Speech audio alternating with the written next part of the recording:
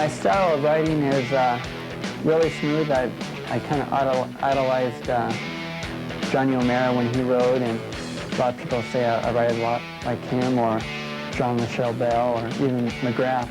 I like that about myself. It seems to keep me a little safe, where I don't crash that often, and you know, if you hit the ground a lot, that's gonna kind of work up on your body and won't be too good in the long run.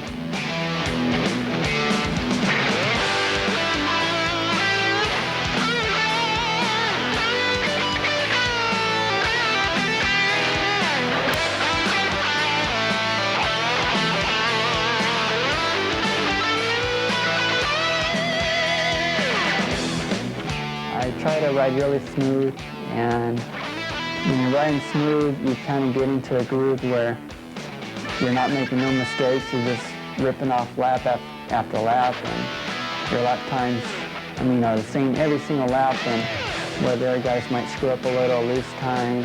But being smooth has definitely helped me to win championships, and being consistent. Those are all really good factors to have with you.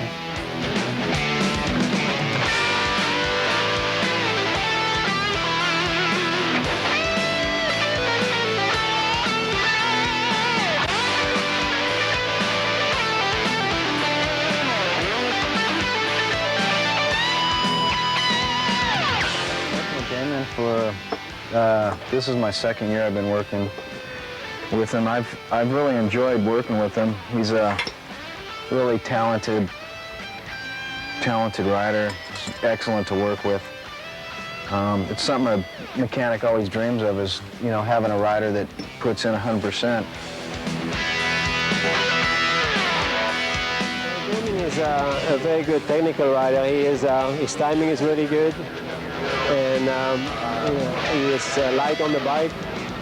So he is a very talented rider, and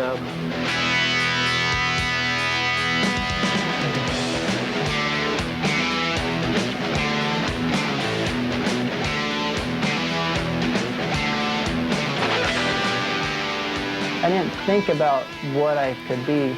It just sort of came along and happened. Never at one time did I ever quit. I've always done it about every week in my life. Right now I'm kind of, you know, up there at the top level right now. It's just been pretty much a lot of hard work, but still it's been really fun.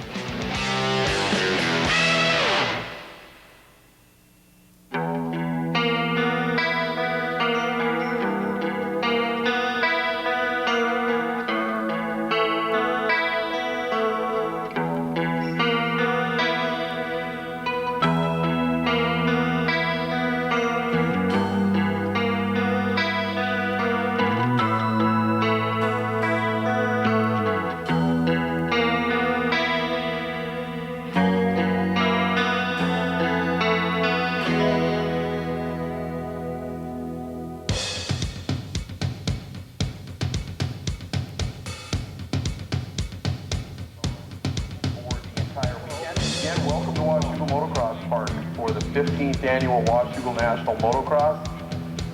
15 years of AMA national racing here, our 8th year of amateur racing. And I'll tell you what, this is going to be probably one of the best things ever up here. The track was built and designed in 1971. Bob Leach, who was a professional motocrosser in the Northwest, was flown over the track by the original owners, Glenn Gordon and Dave DeMayo, and Bob came up and actually designed the original track. The first few years, Glenn and Dave ran the track themselves, and then as things grew and got to 1976, they had what was called the Northwest Challenge here at Washougal and 4 other tracks in the Northwest. And FMF and Fox and a lot of the big names in motocross at that time, Brock Glover, Tommy Croft, and that crew all came up here to Washougal and ran the track, and that was when the first real talk of having a national started to happen. And in 1980, they brought the AMA to the track, actually in 1979, and the AMA decided that they wanted to go ahead and have a national in 1980. And in 1980, the first national came off on July 6th, and that was the year that Chuck's son won the national championship for Team Honda. And Chuck being a native Oregonian right from the Sherwood area, it was quite an event up there with Rick Brigette and Chuck's son and Mark Barnett. Barnett at that time was a dominant factor in the 125 class for Suzuki, and Chuck and Rick Brigette were going at it tooth and nails at the 500 class, so it was a wonderful event to start off the 15-year legacy of the national events here at Washougal. Since 1980, there have been 3 different promoters up there. First started off with Bob Osborne and Wally Brosamley. They did a great job for the first 4 years with the track. Really built the National into a tip-top #1 event in the nation.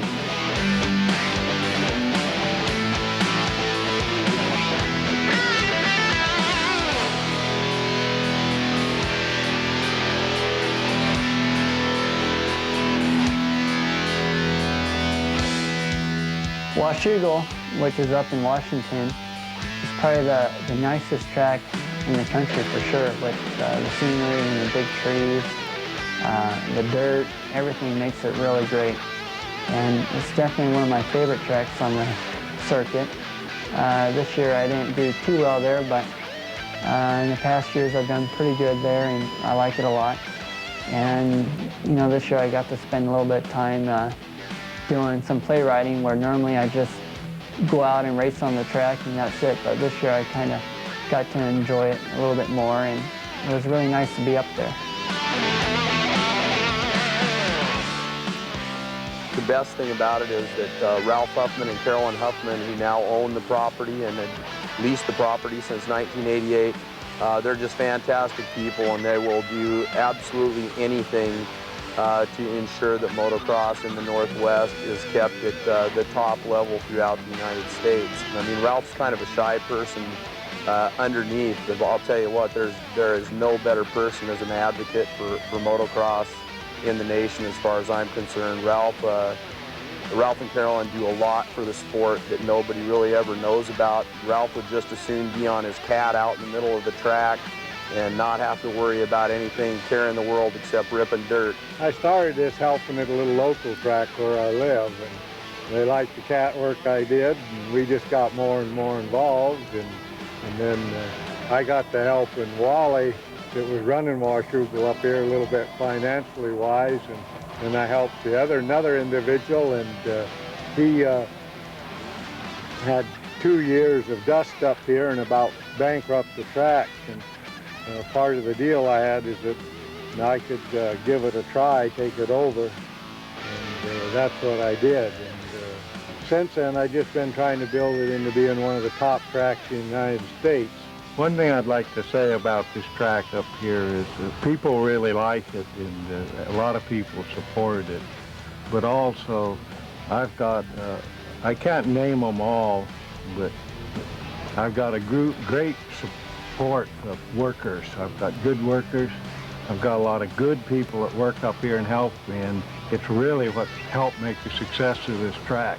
I love to come out and work on it, put in the whoops, dynamite sections, and fix the faces of jumps, try to make it as safe as I can for the riders. So I think if I can get everybody's support, well, we can make this thing go.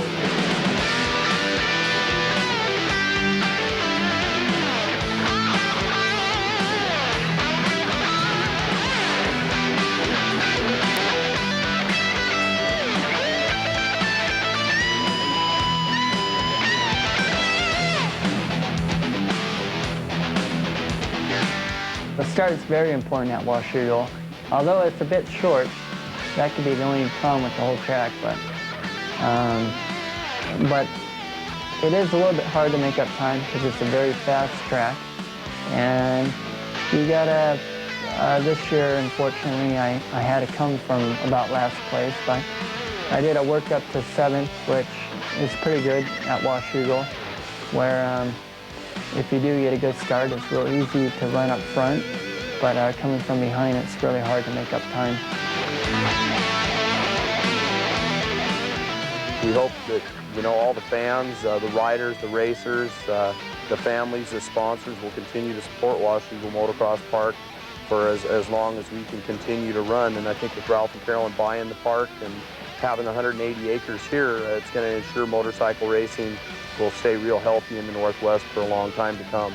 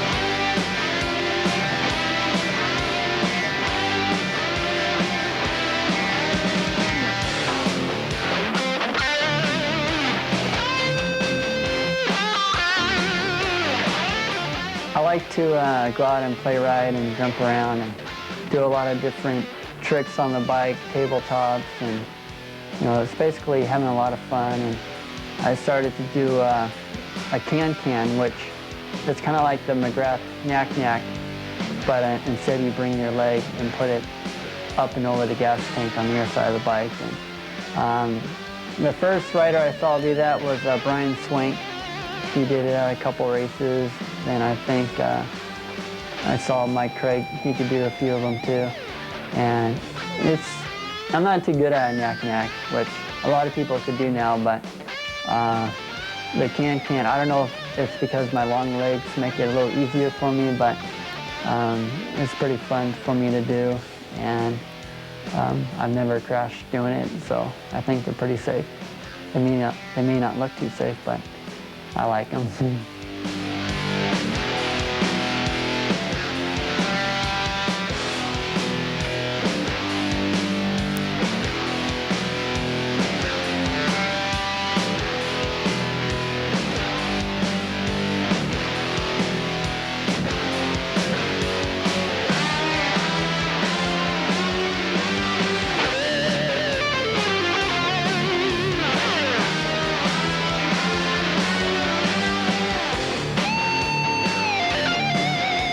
I'm known to be a clean, maybe not aggressive enough rider, but I'm slowly working on that. I mean, I feel most riders probably respect me out there because I am a clean rider. But I think some races where if I would have gone for it a little bit more, I probably would have won. But still, you know, it's only a race, and I do my best every time. But I'm not gonna go for it and ride over my head and kill myself doing it. I mean, I want to have fun at it, and I still take it real serious. I think being a clean rider is not a bad thing to be. I am working on it a little bit to try to learn those tricks of block passing, and slowly it's coming around.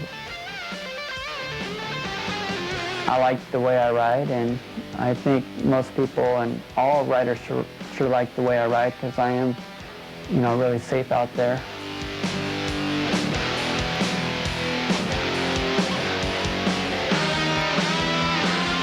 He doesn't go out there with a hatchet in his back pocket trying to, you know, hurt people or just win a race just to prove that he could win a race. If he can't do it in a decent fashion, I don't think he, you know, he doesn't want to he doesn't want to jeopardize the next race, and therein I think he's appreciated. And as a parent, I think that's a good guy way to go. I don't like oil can Harrys, and I don't like some of the bad guy image out there. And I think he'll be noted for being a clean rider, a clean guy in the sport, just all-American type guy, you know, having fun.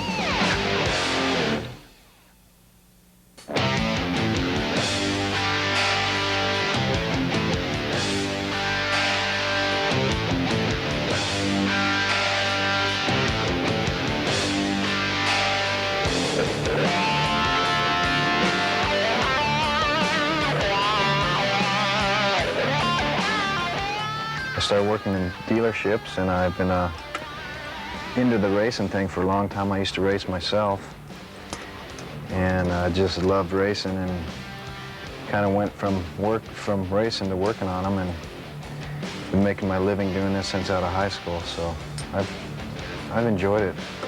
So it's probably been about 12, 15 years. Sometimes your enthusiasm level drops, but when you have a rider like Damon that gives 100% all the time, and he rides really strong and hard all the time, it gives me that extra myself, you know, so keeps me going.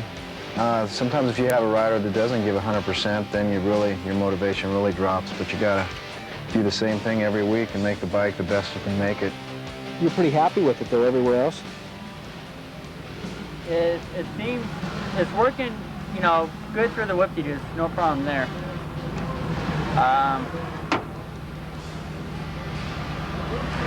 And so far out of the corners, it's not going, it seems to be hooking up out of the corners right now. It's coming into the corners, it seems.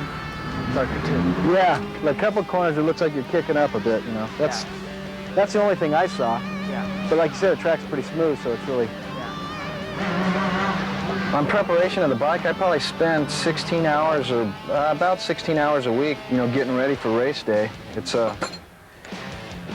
then plus the driving, you know, depending on where we're at in the country, we got a lot of driving. Ah, I made it. Basically, we tear the motorcycle completely down, go through every part, inspect every part, lubricate everything, tear the motor completely down, check the transmission, piston rings, crank. It's a job, but I really enjoy it. Suzuki's always had a good 125 motor. It's probably just been, goes way, way back, and I kind of put my finger on one thing, but we've always had a strong 125. Just the whole motor design is works really well. I don't know why it's that much better. It's just our power is really manageable power. My mechanic, Tony Berluti, who lives in Las Vegas, Nevada, is probably one of the best mechanics out there, definitely. He tries super hard, and he puts a lot of effort into the bike, and even in motivating myself, he wants to win every single race, and I think that's really good for me. If I ever get a little relaxed or lazy, he's always right behind me, kind of pushing me and getting me a little more fired up.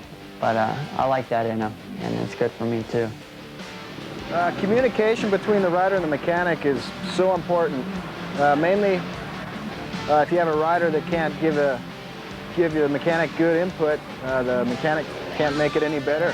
So it's really important. Damon's gotten a lot better, you know, with communicating with me, so it's excellent. When I'm on the starting line and Tony's beside me and talking into my ear, maybe yelling at me a little bit, you know, getting me started and a little psyched up, that you kind of become into a zone where you know you're on a finely tuned bike that's not going to break down, and he's done everything he could to prepare it and make it right for me. And it's just you and the bike, and you're pretty much focused on what you have to do. And that's when you're in the zone probably you're trying to concentrate so much on the starting gate. It's really, you're just in a total zone.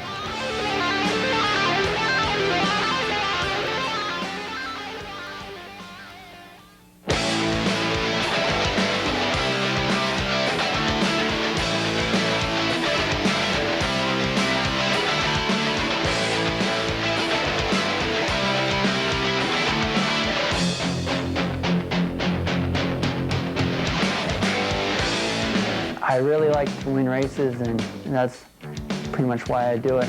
Even if I have a really great race and I come up and finish second, you know, it's still not quite that feeling of accomplishment that you get by winning. Even if you whole shot a race and just win really easily, that's still the best feeling, and you know, that's why I do it.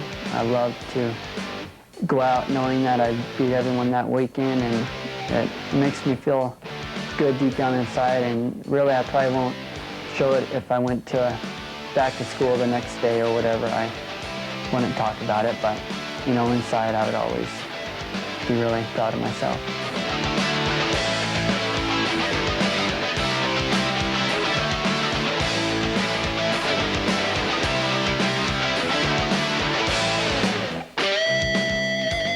The only thing I can do is try to make sure that everything is ready for him when he goes to the stand. Once the gate drops, you know, it's all up to him.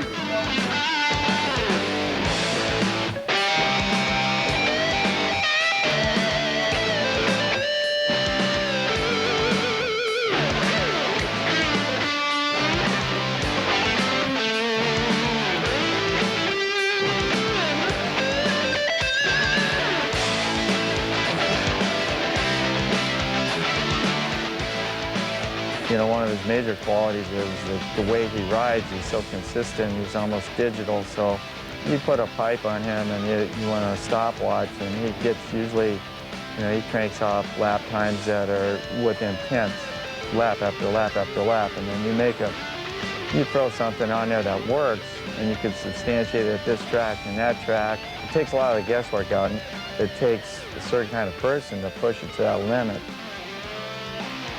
When I'm out front, I like to take the very same lines lap after lap. You know, if they're working good and you think that they're really fast, I just continue to use them every lap, and you know, that way if I go somewhere else, you know, I may not be really familiar with the type of terrain, so I stick with the same lines, and that seems to help me make, you know, no mistakes.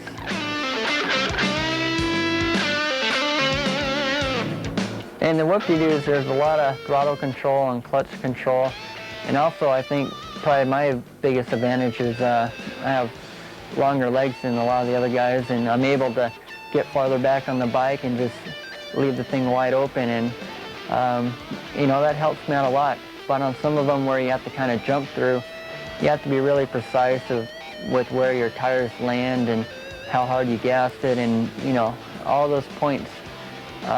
They're hard to put together and make it right, but whoop-de-doos are probably the best place on the track for me to pass, and I think it's where I make up a lot of time.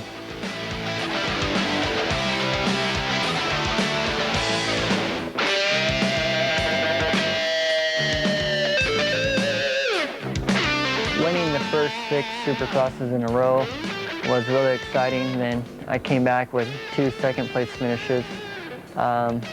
You know, I wanted to win them all. I know I said that, but now that I look back on it, I'm not ashamed or nothing. I'm real happy with the way it turned out. So, you know, you can't win every race. You know, I did the best I could, but there's a lot of other things that go on that you can't help. But hopefully I could just learn from everything that went on and take it on into the 250 ranks.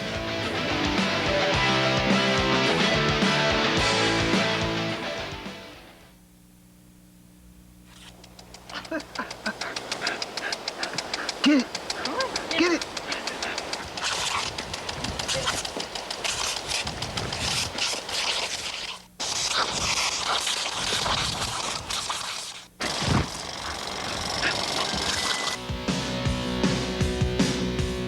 I've lived in California all my life, in Southern California. Last year when I was 18, I bought a house here in Acton, California. Basically, we have signed Huffman. I think it's pretty common knowledge now. It's been in quite a bit of the press, and we're really looking forward to it.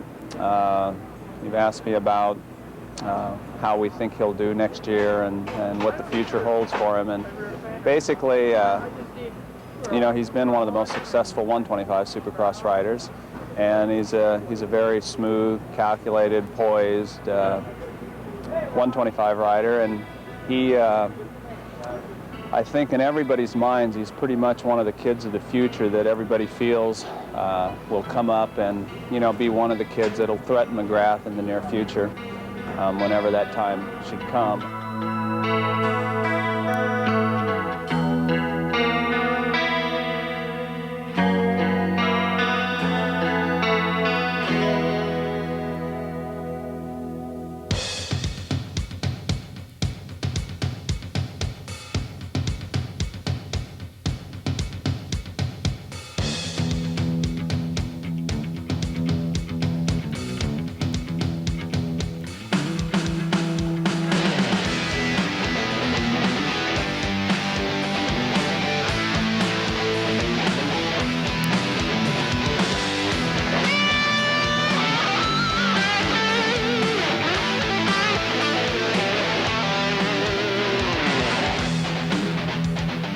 I'm really looking forward to the 96 series. I will be on a Kawasaki, and I'm pretty happy with that. I'm looking forward to it.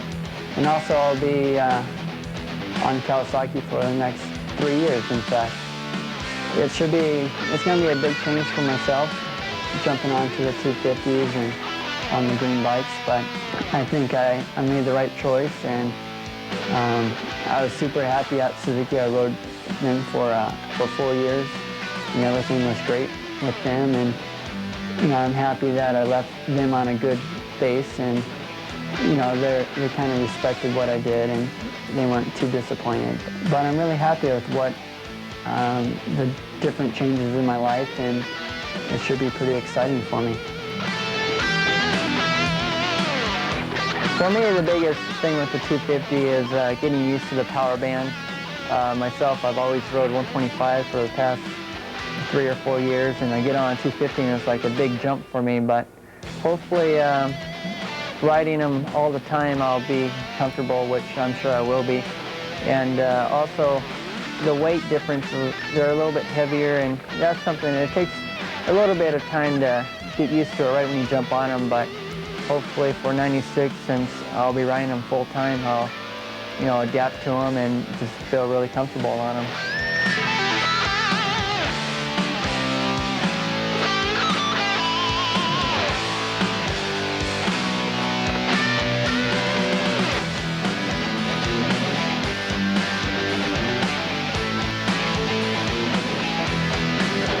He's going to need to make some adjustments, and I'm certainly very mentally, I know he wants to move on. He's caught a little bit of flack as to why he's there now still. But, in my opinion, he'll welcome the move, but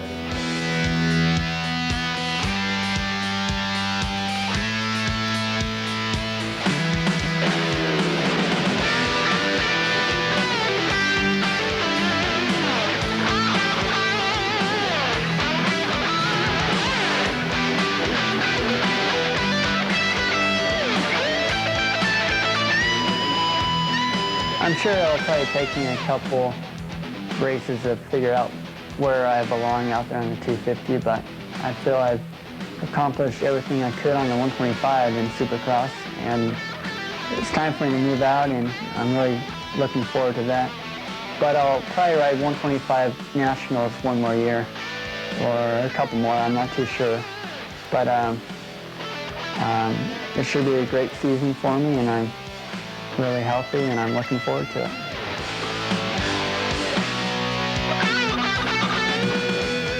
Damon's definitely one of the fluid Supercross kids of the future, and I know he's real excited. I think he's pretty much used up all his time in the 125 class. I know he's really looking forward to the 250 class, so I know he's anxious to jump on. He seems excited, and we're really looking forward to starting a relationship that we're looking forward to be a long relationship with him. So I guess time will tell. We'll see how it all turns out, but we're pretty excited about it, and we're looking forward to some good times and some good things.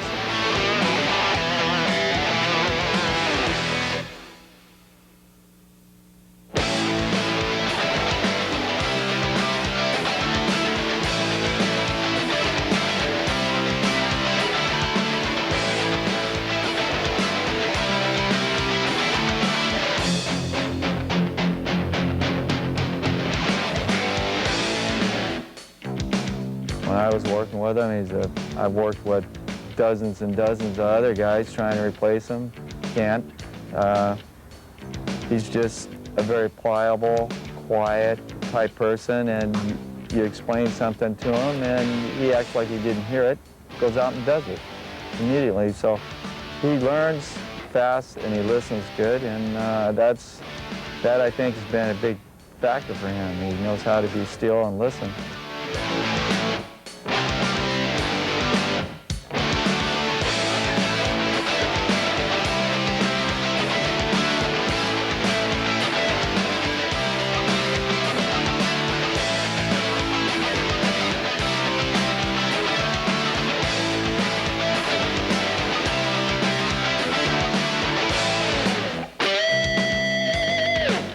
I just saw a lot of talent in him, and he definitely has given me his all and showed me his talent, and he's increased.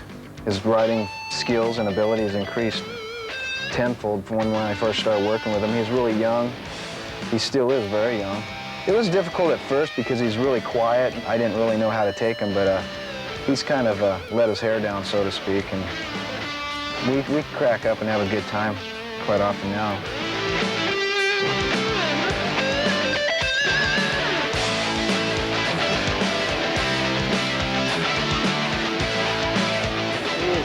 Very calculated, maybe too much sometimes. You will almost never see Damon out of control, you know, like you do other riders. He seems to always ride within his limits, and I wish sometimes that he was riding a little bit more at the edge sometimes.